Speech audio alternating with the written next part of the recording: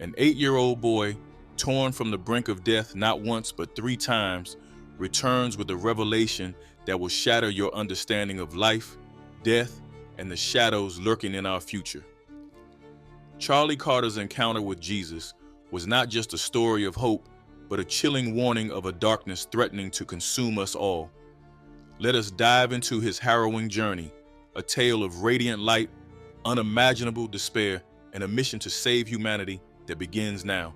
The boy who died thrice and returned with a warning.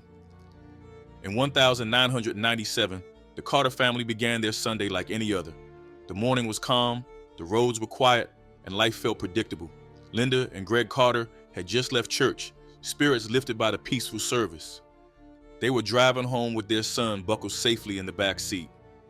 It was an ordinary day with no hint of the extraordinary tragedy about to unfold. But as they turned onto their street, a chilling sight in their driveway stopped them cold. As they approached the familiar intersection, the calm was shattered. An ambulance, sirens screaming, tore into the crossing. The driver, caught up in the urgency of saving someone else's life, didn't see the Carter's car until it was too late. The impact was devastating. Glass shattered, metal crumpled, and the car spun violently before coming to a halt. The quiet morning transformed into a scene of chaos and destruction.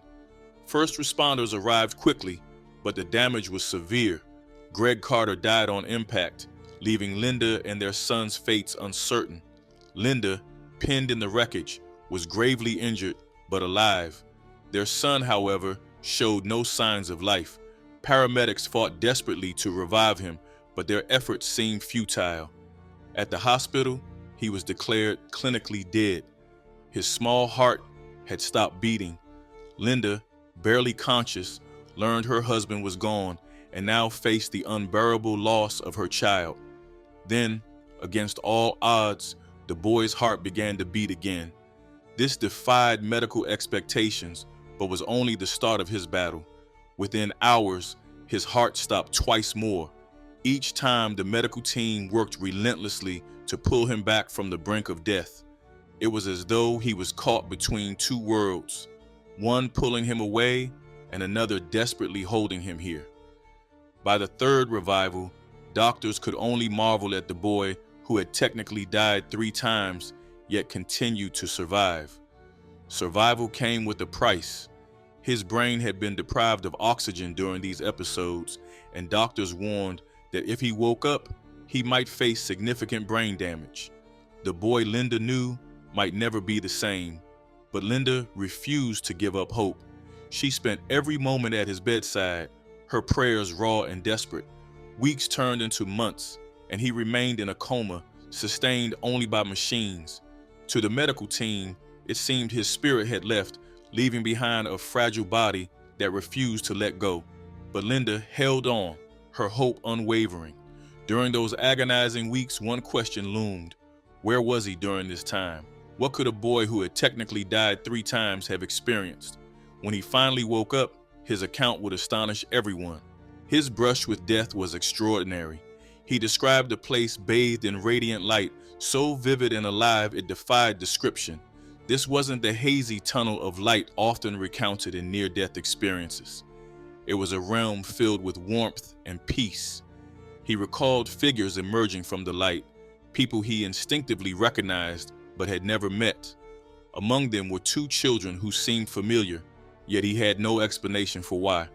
When he described these children to his mother, Linda was stunned. His vivid details matched those of her miscarried children, siblings he had never been told about.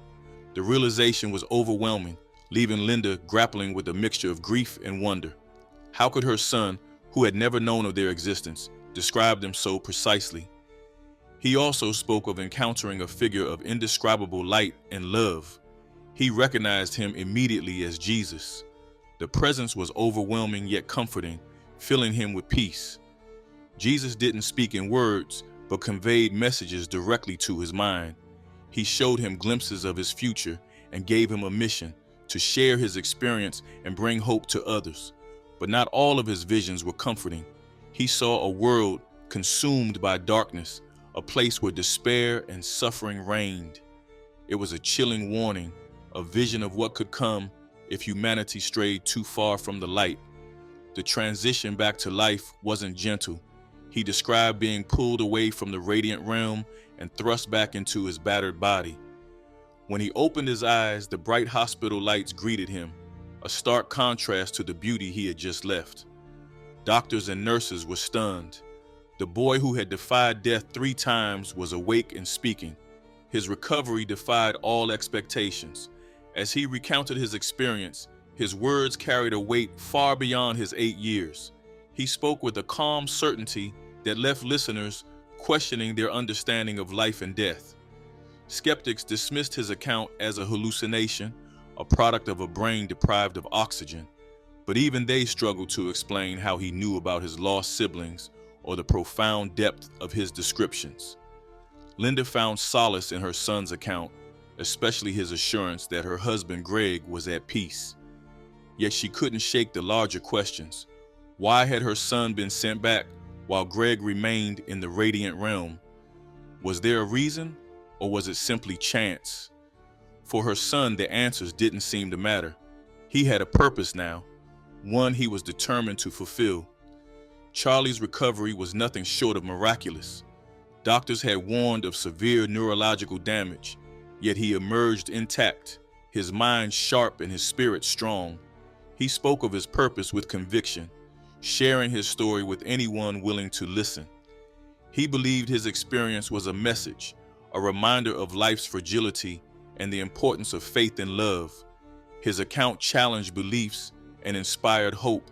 It painted a picture of a realm beyond our comprehension, a place where love and light reign, but where darkness also lurks. Charlie's story wasn't just about survival. It was a call to action, a plea for humanity to choose light over darkness. The boy who died 3 times and came back with a message continues to inspire and mystify.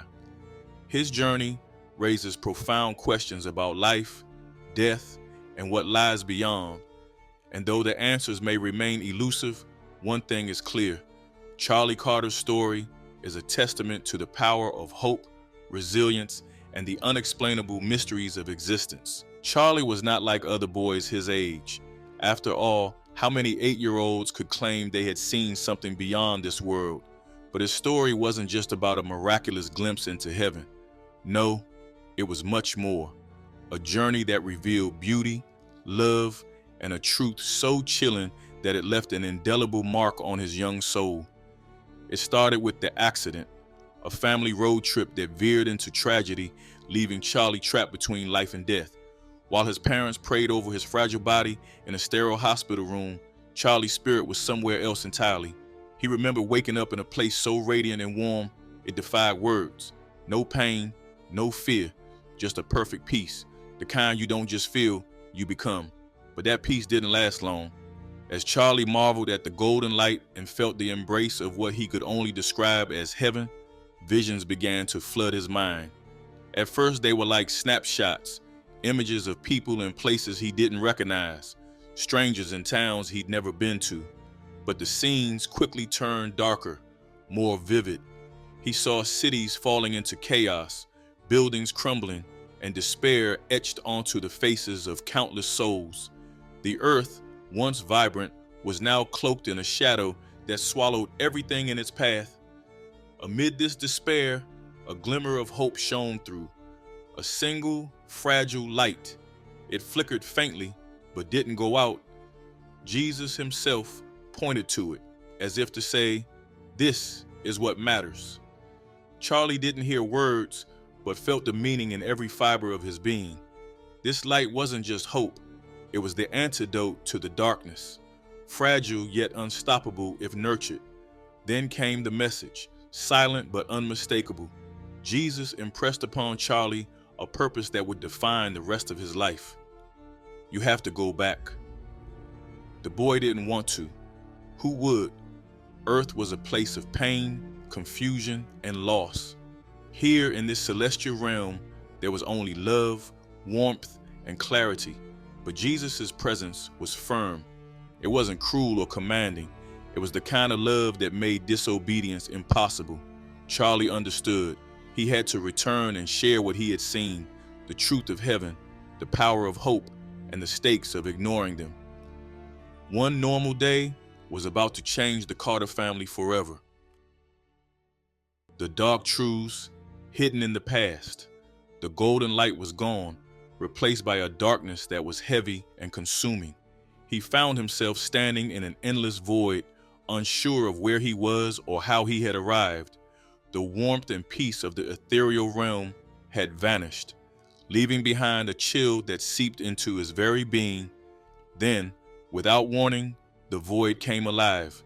Images began to materialize around him, flickering like a broken film reel, each more vivid and overwhelming than the last. The first scene unfolded in a barren landscape filled with the sounds of clashing steel and anguished cries. Armies charged at one another, their faces twisted with rage and desperation. He could feel the ground shake beneath their feet, the air thick with the metallic scent of blood.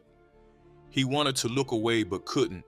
Each fallen soldier, each shattered life seemed to echo within him, a reminder of the countless lives lost in humanity's pursuit of power and dominance.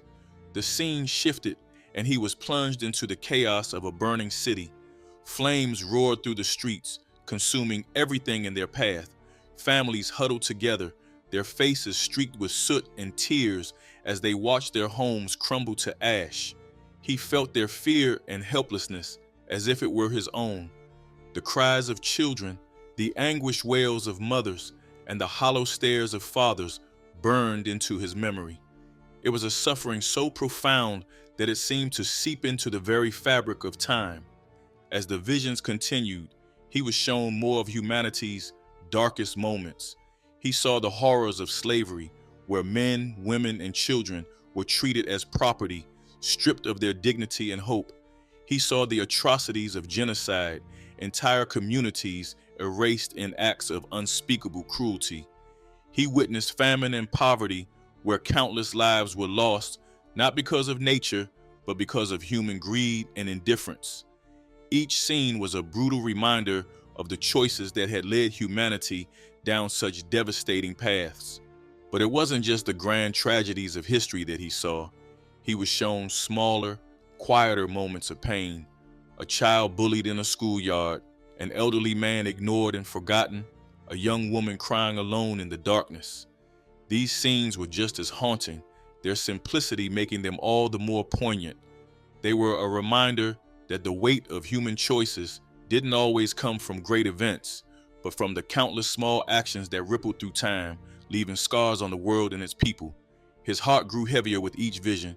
He could feel the weight of it pressing down on him, a burden that seemed impossible to bear. It was as if he were being shown not just humanity's mistakes, but his very soul, raw and unfiltered. The pain, the anger, the fear, it was overwhelming, yet he couldn't turn away. He knew these were truths he needed to see, no matter how much they hurt. Then, amidst the darkness, a familiar light appeared.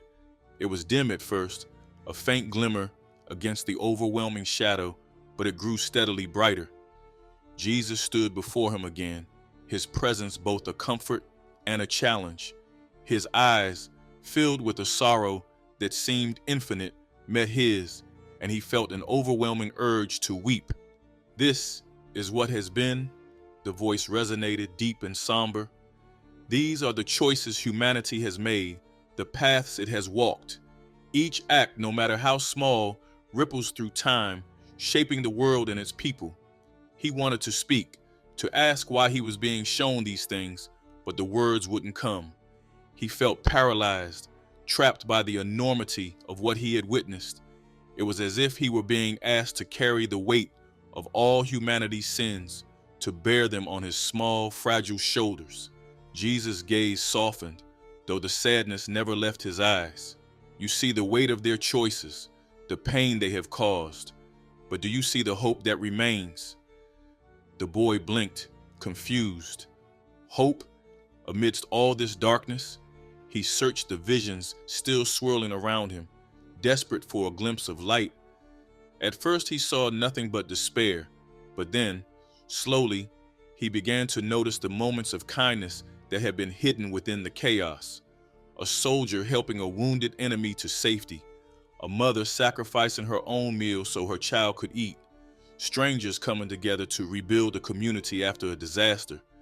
They were small acts, fleeting and fragile, but they were there like tiny sparks in the darkness. Hope exists, Jesus said, his voice firm but gentle. But it is not enough to merely hope.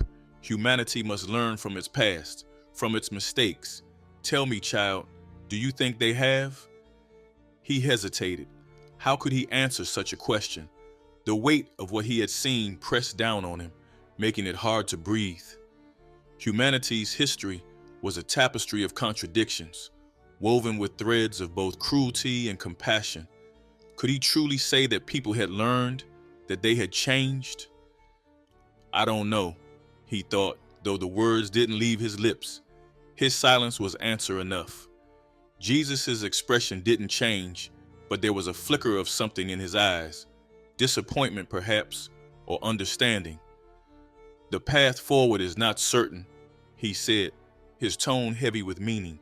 But there is still time, time to choose differently, time to heal, time to love.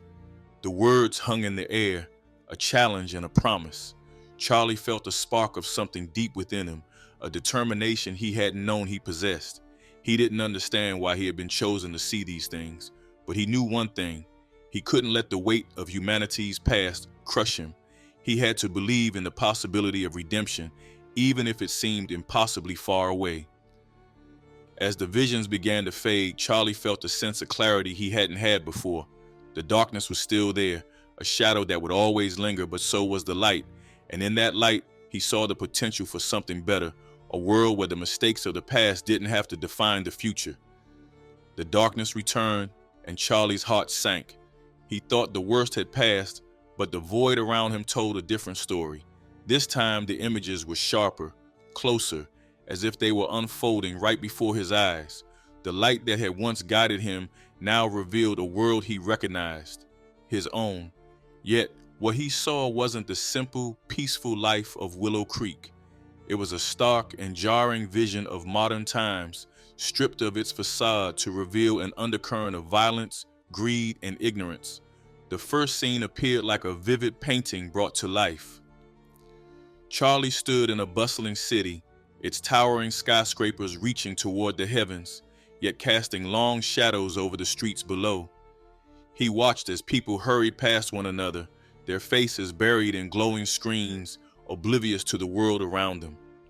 A woman stumbled, dropping her belongings, but no one stopped to help. Cars honked impatiently, their drivers' tempers flaring. The air felt heavy, not from pollution, but from an overwhelming sense of disconnect and indifference. The scene shifted, and Charlie was now in a war-torn region. Smoke billowed into the sky, blotting out the sun. Buildings lay in ruins, and the cries of the wounded filled the air. Soldiers marched through the rubble, their faces hardened by conflict. He saw children hiding in the shadows, their eyes wide with fear, clutching each other for comfort. The devastation was unrelenting, a reminder of the senseless violence that plagued so many parts of the world. Charlie's chest tightened as he felt the weight of their despair. As the visions continued, Charlie was shown the greed that consumed humanity. He stood in the middle of a sprawling corporate boardroom where men and women in expensive suits argued over profits. Their voices were loud, filled with self-interest as they made decisions that would affect countless lives. He saw how resources were hoarded, how the rich grew richer while the poor were left to suffer. The gap between those who had everything and those who had nothing was glaring, a chasm that seemed impossible to bridge. The next vision was quieter, but no less disturbing. Charlie was taken to hidden places, dimly lit rooms where things were exchanged and power was bartered. He saw politicians shaking hands with shadowy figures, their smiles masking intentions that reeked of corruption. Money changed hands, documents were signed, and promises were made, all in the name of control. These were the places where decisions were made, not for the good of the people, but for the benefit of the few. The web of lies and deceit was vast, stretching across borders and affecting lives in ways most would never know. Charlie's emotions churned as he watched. Anger, sadness, and confusion collided within him, each more intense than the last. He wanted to scream, to cry, to do something to stop what he was seeing, but he was powerless, a mere observer in this grim tableau.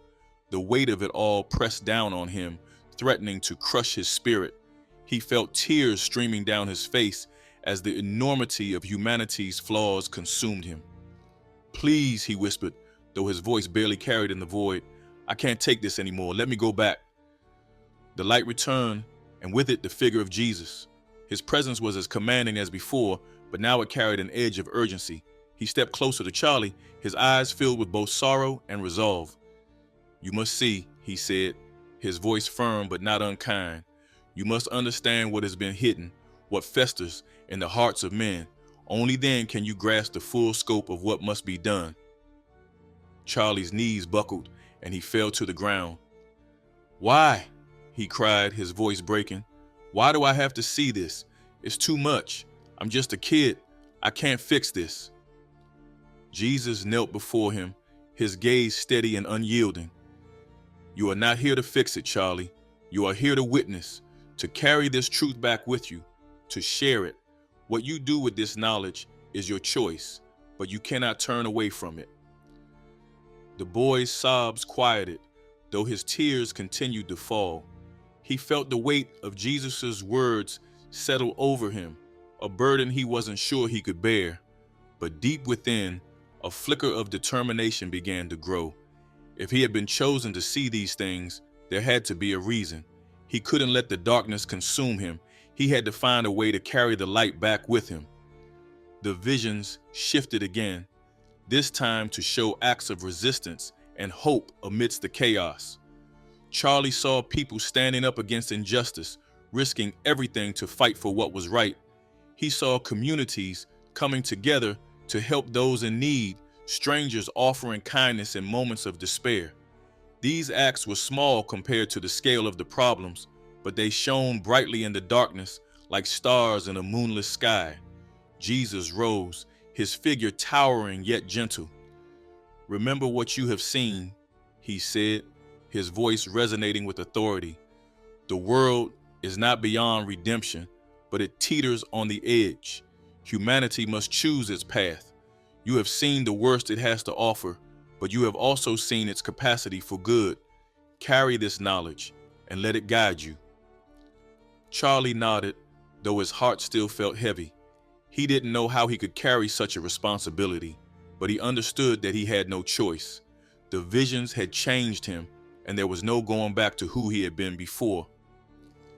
As the light around him began to fade, he felt a sense of clarity amidst the confusion.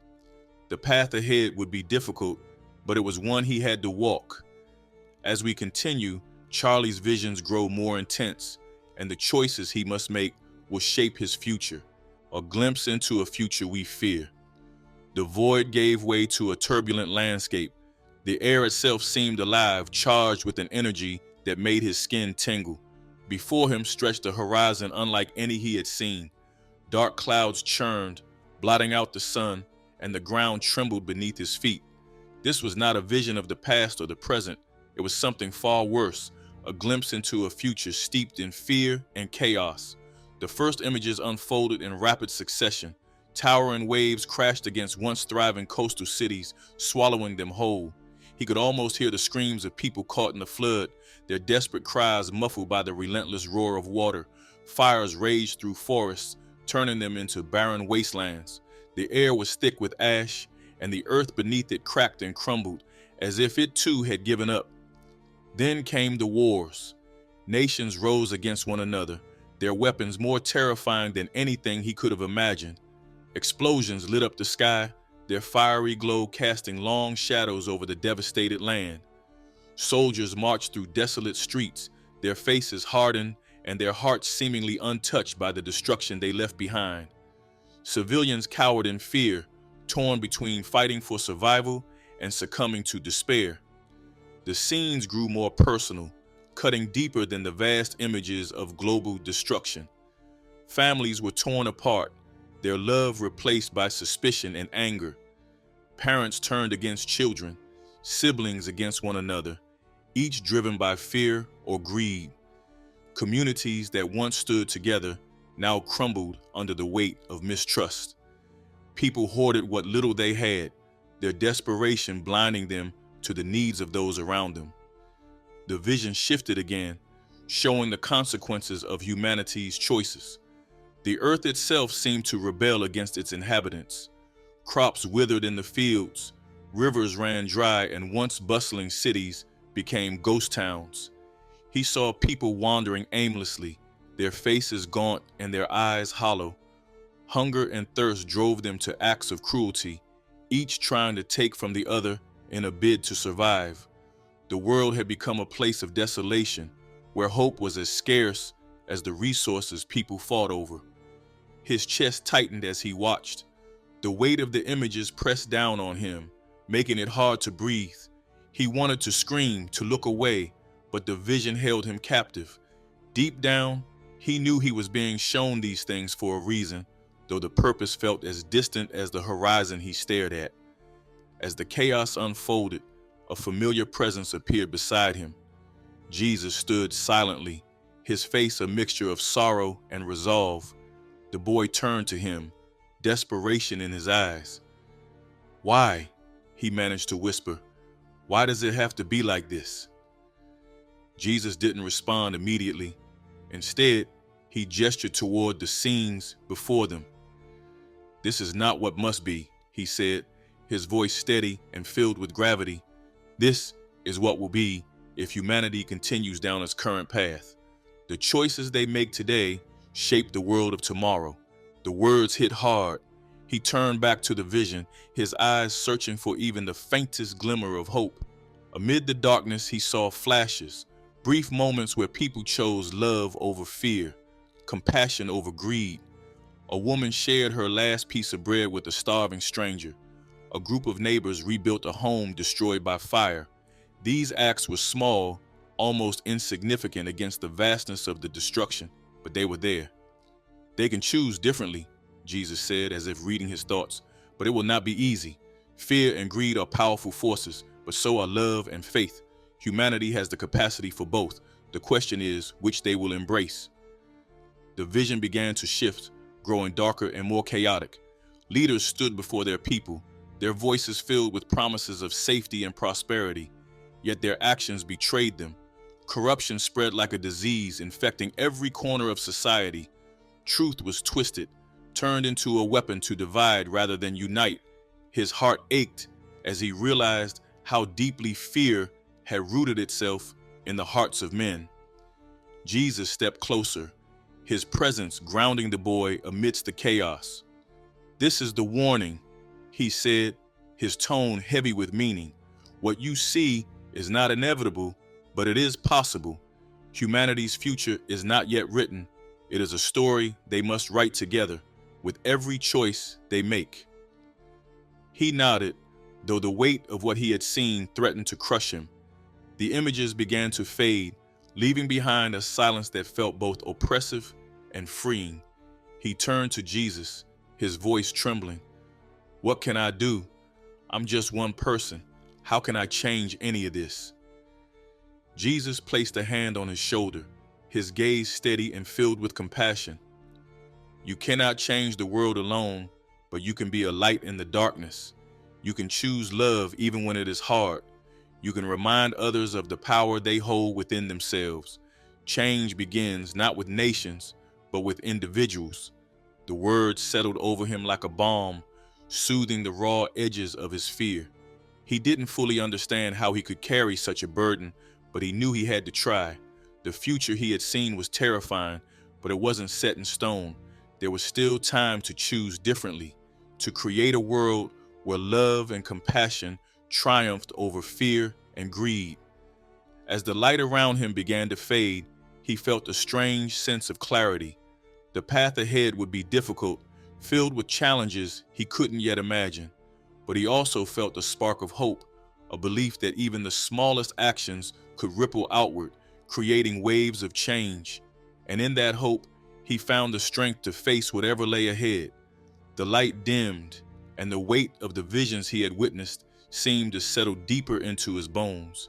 He stood in a space that felt both infinite and confined, the silence pressing down on him like a heavy blanket. Jesus stood before him, his expression solemn. There was no comfort in his gaze this time, only an unyielding truth that could be felt in every fiber of his being.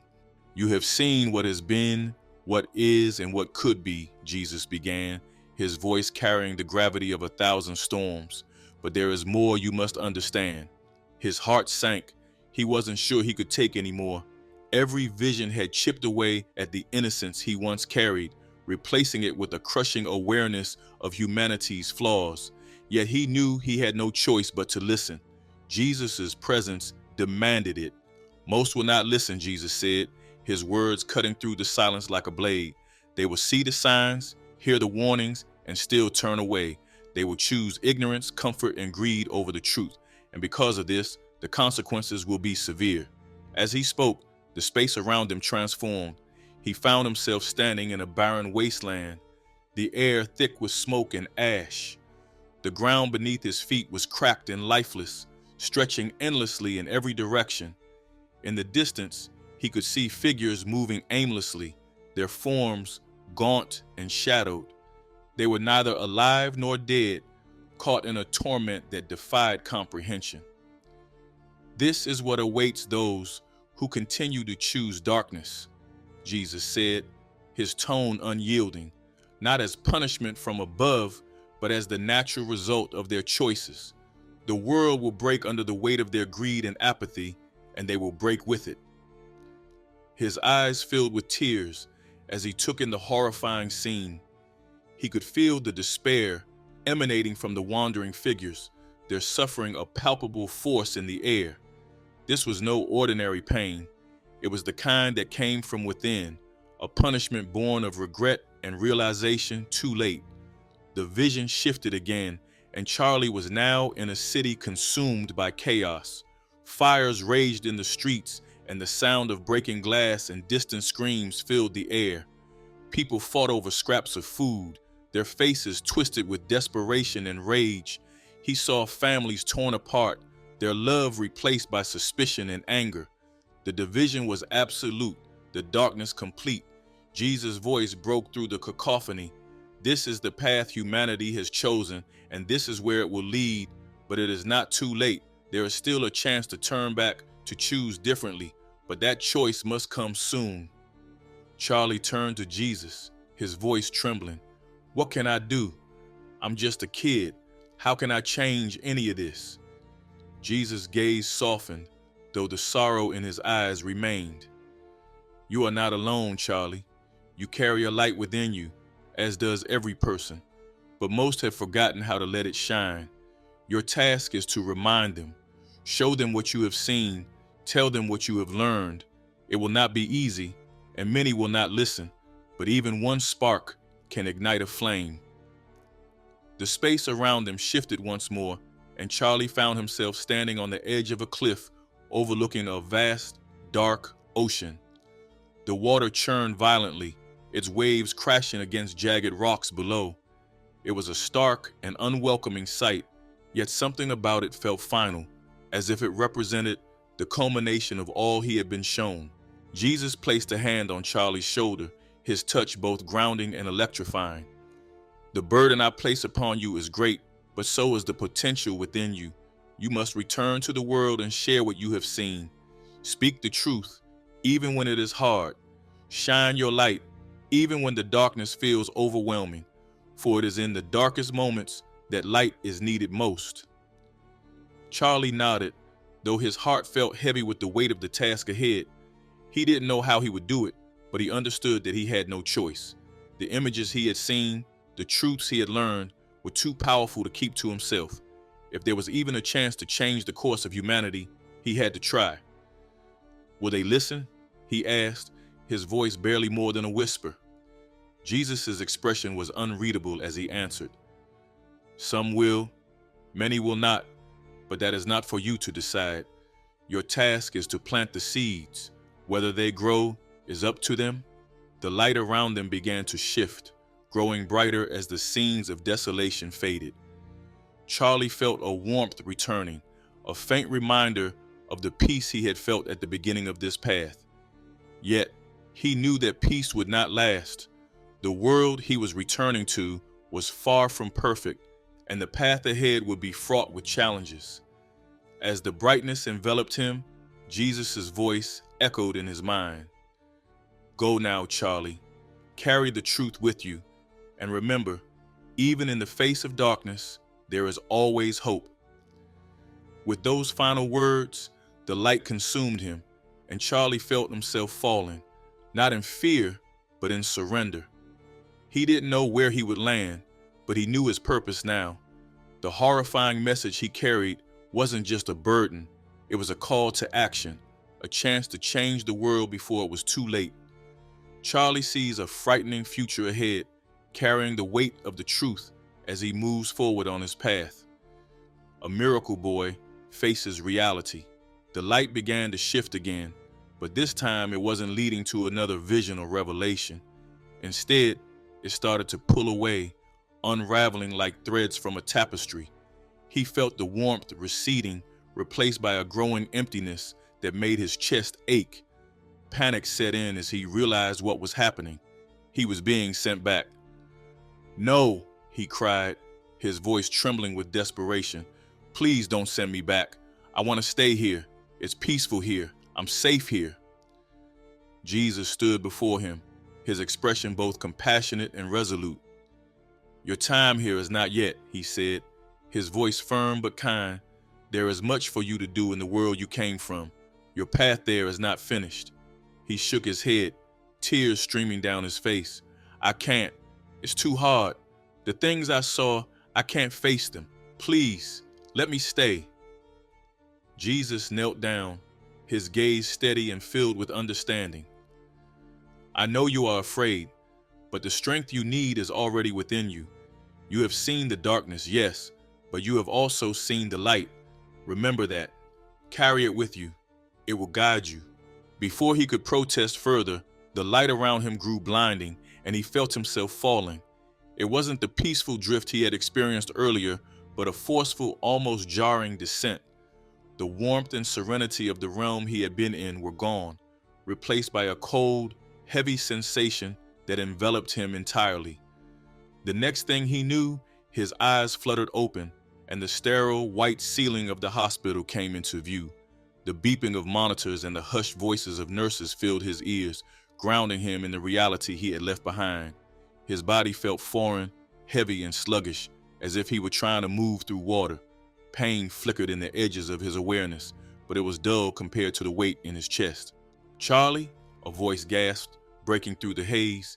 He turned his head slowly to see his mother, Linda, sitting at his bedside. Her face was pale, her eyes swollen from crying, but the moment she saw his open eyes, her expression shifted to one of pure disbelief and joy. Oh my God, you're awake. She called for the doctors, her voice trembling with emotion.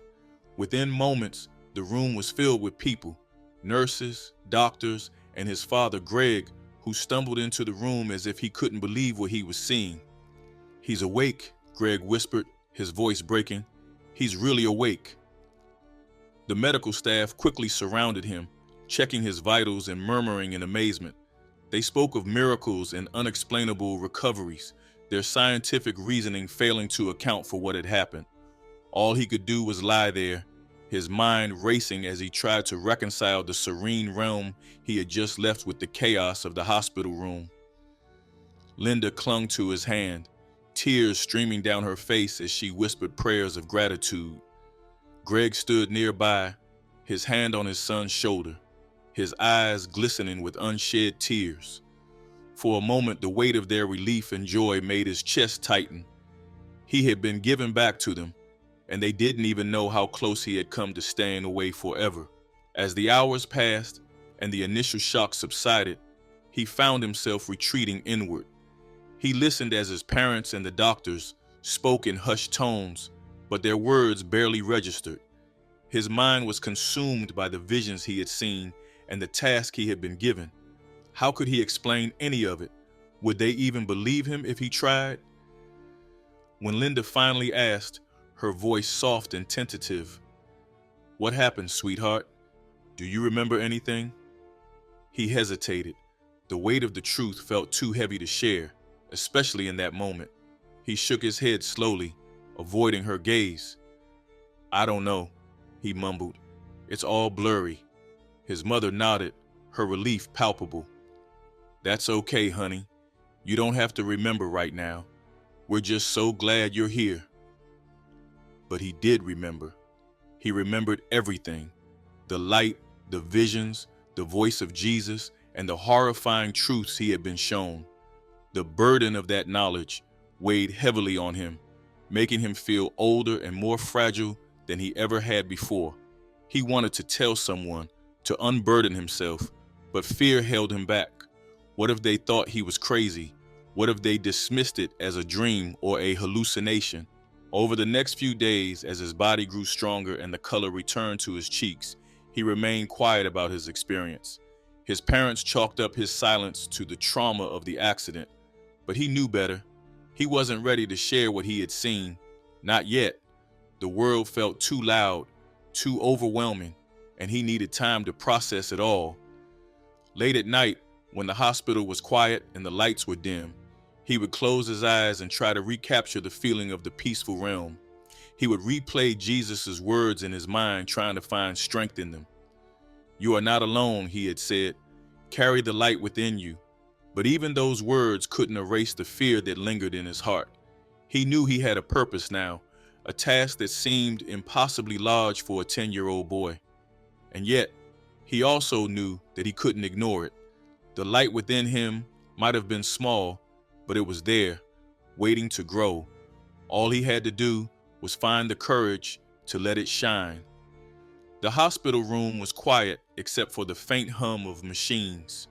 He sat up in his bed, his small frame propped against a mountain of pillows. For days, he had wrestled with the weight of his experience, the visions of light and darkness, and the mission placed on his shoulders. He had tried to keep it to himself, to hold on to the peace of silence, but the burden was growing too heavy to bear alone. "Mom, Dad," he said softly one evening, his voice trembling. Linda and Greg, seated nearby, immediately turned their attention to him, their faces filled with concern and love. "There's something I need to tell you." They exchanged a glance, their expressions a mixture of curiosity and worry. "What is it, sweetheart?" Linda asked, leaning closer. He hesitated, his hands gripping the blanket tightly. He took a deep breath, summoning all the courage he could muster. "When I was gone, I saw things. I was in a place filled with light, and I met Jesus. He showed me things about the world, things about what's happening, and what could happen if we don't change." The room fell silent. Linda's eyes widened, her hand instinctively reaching for Greg's. Greg's brow furrowed, his mouth opening as if to say something, but closing again. The weight of the words hung in the air, thick and undeniable. "Are you sure it wasn't a dream?" Greg finally asked, his voice gentle but skeptical. "You went through so much, buddy. It's normal for your mind to create things when—" "It wasn't a dream," he interrupted, his voice firm despite the tremble. "It was real. I saw things, terrible things, but also hope. He told me I had to share it, that people needed to know." Linda's eyes filled with tears as she reached out to stroke his hair. "We believe you, honey," she whispered, though her voice carried a note of uncertainty. "We just want to understand." Over the next few days, Charlie began sharing more of his story, piece by piece.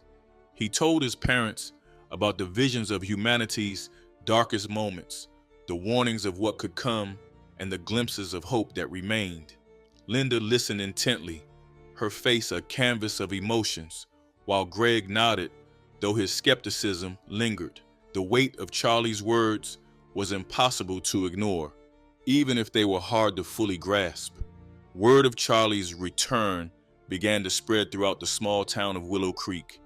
At first, it was just whispers among neighbors and friends, But soon the story reached the local church. The pastor, a kind-hearted man named Reverend Thompson, visited Charlie in the hospital, eager to hear his account. Sitting by the boy's bedside, he listened with rapt attention as Charlie recounted his path. "God works in strange ways," Reverend Thompson said after Charlie finished. "Your story is a powerful one, Charlie. Perhaps it's meant to inspire others to reflect and change." Encouraged by the pastor's support, Charlie agreed to speak at the next Sunday service. The thought terrified him, but he felt a pull he couldn't ignore. When the day arrived, the church was filled with familiar faces, neighbors, friends, and even some strangers who had heard about the miracle boy. Charlie stood at the front, his knees shaking as he began to speak. He told them about the light, the visions of destruction, and the hope that remained if humanity chose love and compassion over fear and greed. His voice wavered at first, but as he spoke, a calm strength took over. The congregation sat in stunned silence, their eyes fixed on the small boy delivering such a profound message. When he finished, the reactions were mixed. Some people approached him with tears in their eyes, thanking him for sharing his experience and promising to reflect on their own lives. Others whispered among themselves, their skepticism clear. "Poor kid," one man said under his breath. "He's been through so much. Of course he's imagining things." The mixed reactions didn't stop there. As word of Charlie's story spread beyond Willow Creek, media outlets began to take notice. Reporters showed up at the hospital, their cameras and microphones creating a commotion that made Charlie feel small and overwhelmed. They bombarded him with questions, twisting his words and sensationalizing his account. "Miracle Boy claims to see the end of the world," one headline read. "10-year-old's vision, a warning from beyond," read another. The attention was suffocating. Charlie felt like his story, his truth, was being turned into a spectacle. Strangers flooded the hospital with letters and gifts, some praising him as a prophet, while others accused him of being a fraud. The weight of it all pressed down on him, making him question whether he should have spoken out at all. Linda and Greg did their best to shield him from the chaos, but even they couldn't stop the tide of attention. "You don't have to do this, Charlie," Greg said one evening as they watched a news segment about him. "If it's too much, we can tell them to leave you alone." But Charlie shook his head. "I have to," he said quietly, "even if they don't believe me, even if it's hard. He told me I had to share it. I can't stop now." Despite the pressure and the doubts, Charlie continued to speak. He shared his story with anyone who would listen, neighbors, reporters, even skeptics. Each time he hoped that his words would plant a seed, that they would inspire someone to choose kindness and compassion. And though the reactions remained mixed, he held on to the belief that his message was reaching those who needed to hear it. Late at night, when the world was quiet and the weight of his task felt unbearable, Charlie would close his eyes and remember the light. He would replay Jesus' words in his mind, finding strength in them. "Carry the light within you," he had said, and Charlie knew he would, no matter how heavy the burden became. Now, Charlie faces the results of sharing his story and the chaos that follows while his message begins to spread. The ripple effect of one boy's message. The world was not ready for Charlie's message. As his story spread, it created ripples that turned into waves, dividing communities, families, and even nations. Some listened with open hearts, their lives changed by the boy's account of light and darkness, hope and despair. They saw his story as a wake-up call, a chance to reflect on their own actions and choose a better path.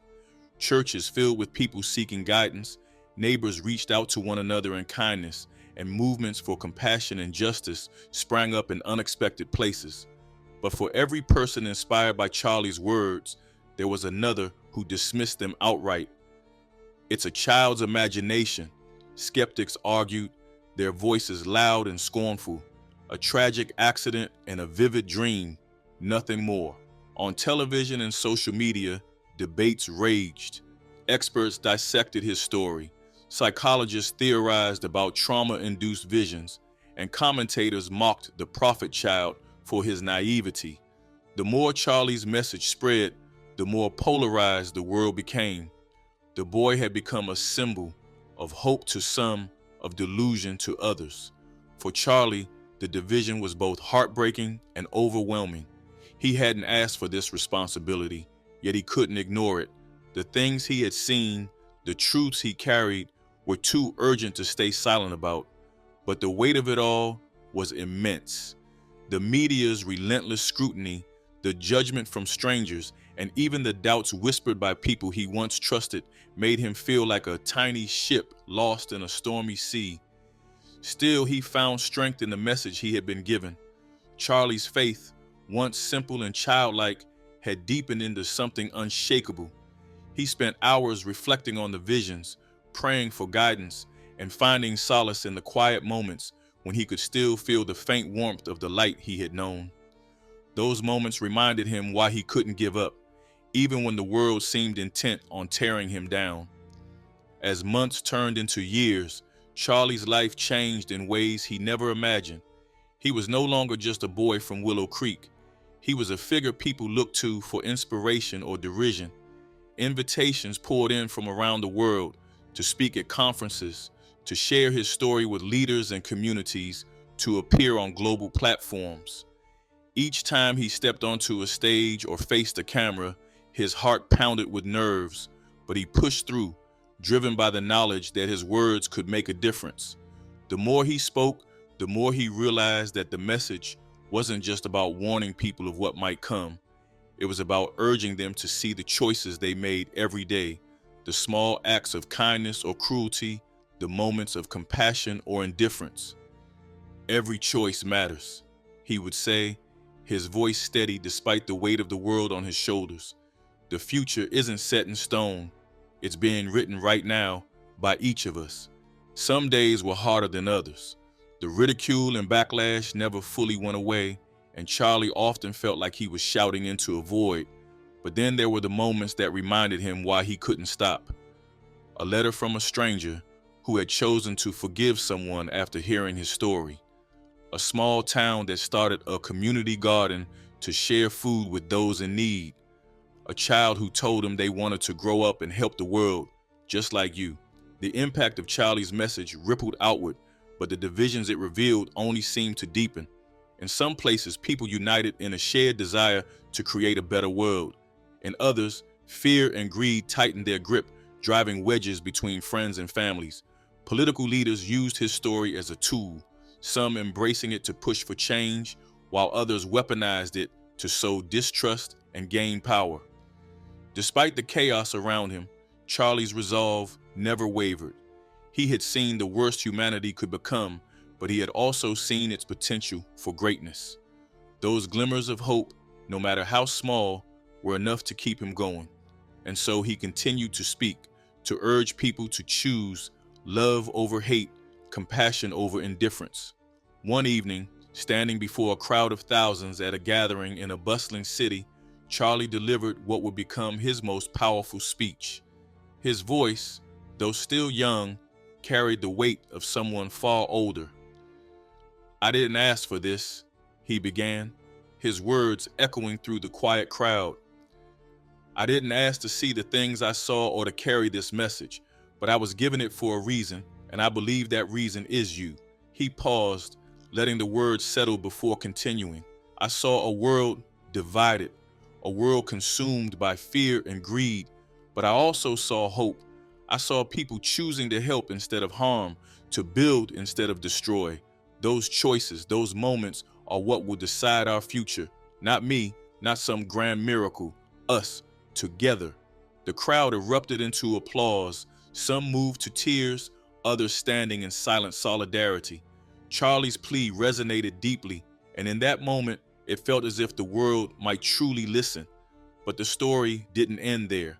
For every step forward, there were setbacks. For every heart changed, there were those who refused to hear.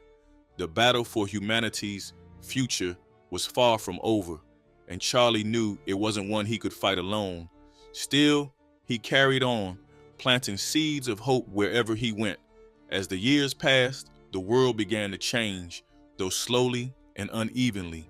Charlie's message became a spark for movements that challenged greed, corruption, and division. Some of those movements succeeded, creating pockets of light in the darkness. Others struggled, their efforts stifled by the very forces they sought to overcome. But through it all, the echoes of his words remained. In his final public appearance, now a young man, but still carrying the same unwavering faith, Charlie stood before a crowd and offered one last plea. "The choice is yours," he said simply. "It has always been yours. But remember this, even the smallest light can pierce the greatest darkness. Choose to be that light."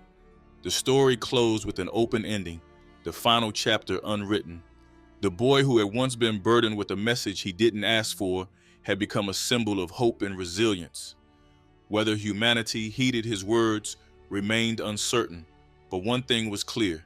His message had sparked something real, something that could grow into a force for change. The rest was up to them. Is Charlie's message truly a warning from heaven, or could it be something darker, something beyond our understanding? Could his story be a glimpse into something we're not meant to know? Tell us your thoughts, and don't forget to like and subscribe for more.